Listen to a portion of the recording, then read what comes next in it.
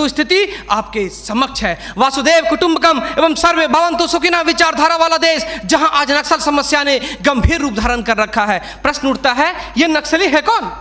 समाज के सबसे शांत, शहरों से दूर जंगलों में रहने वाले तथा खेतों के माध्यम से अपने जीवन यापन करने वाले वो लोग जो अपने पूर्वजों द्वारा दिए गए धरोहर को बचाने के लिए सरकार के खिलाफ हथियारबंद हो गए हैं और अंततः ये लोग नक्सली बनने पर मजबूर होते हैं। महोदय, आधुनिकीकरण के नाम पर उन गरीब आदिवासियों की जमीनों को छीन ली गई तथा उन्हें मजबूर कर दिया बंधुआ मजदूर बनने पर, किंतु आज उनकी अधिकारों की कोई बात तक नहीं करता। मन समर्पित, तन समर्पित और यह जीवन समर्पित। मैं पूछता हूँ, देश की धरती तुझे क्या दूं, क्यों दूं और किस लिए न्यौछावर करूं अपना सब कुछ तुम पर? क्या इसलिए कि मुझे देशद्रोह जैसे शब्दों से नवाजा जाए या इसलिए कि मुझे फर्जी इनकाउंटर में मार दिया जाए? जी हां अध्यक्ष महोदय, कुछ ऐसा ही समय था जब मान्य सूर्य लखन भैया सोहराबुद्दीन तथा तुलसीराम प्रजापति को फर्जी इनकाउंटर में मार दिया गया। यह कैसी विडंबना है महोदय, हमारे विपक्षी साथी द्वारा मानव अधिकार का संरक्षण किए बगैर ही राष्ट्रीय सुरक्षा की बात करते हैं।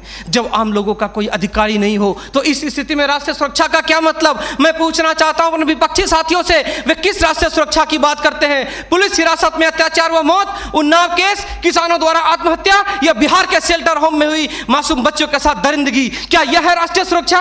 राष्ट्रीय सुरक्षा का अर्थ सिर्फ सीमा की सुरक्षा नहीं बल्कि सीमा के अंदर रह रहे व्यक्तियों की सुरक्षा से भी है। अपने हक को मांगे जाने पर लोगों को नक्सली तथा आतंकवादी करार दिया जाता है तथा यह सुरक्षा देने वाले पुजारी आईपीसी की धारा 124A के तहत गिरफ्तार कर उन्हें देशद्रोह का मुकदमा चलाते हैं, फिर फर्जी इनकाउंटर में भी मार गिराते हैं। जबकि सुनील बत्रा बनाम दिल्ली प्रशासन में माननीय न्यायाधीश ने स्पष्ट किया है कि फर्जी इनकाउंटर हत्या के समान है।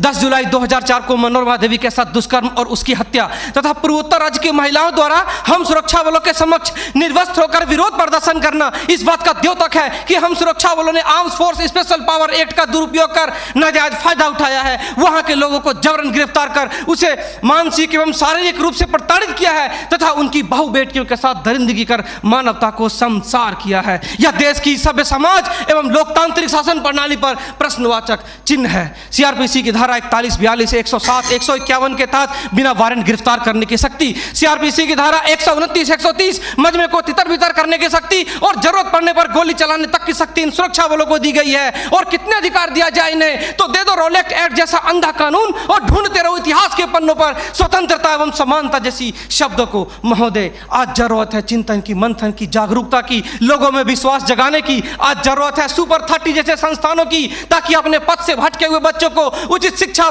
भोजन इत्यादि का प्रबंध कराकर उसे विकास के सही मार्ग से जोड़ सके।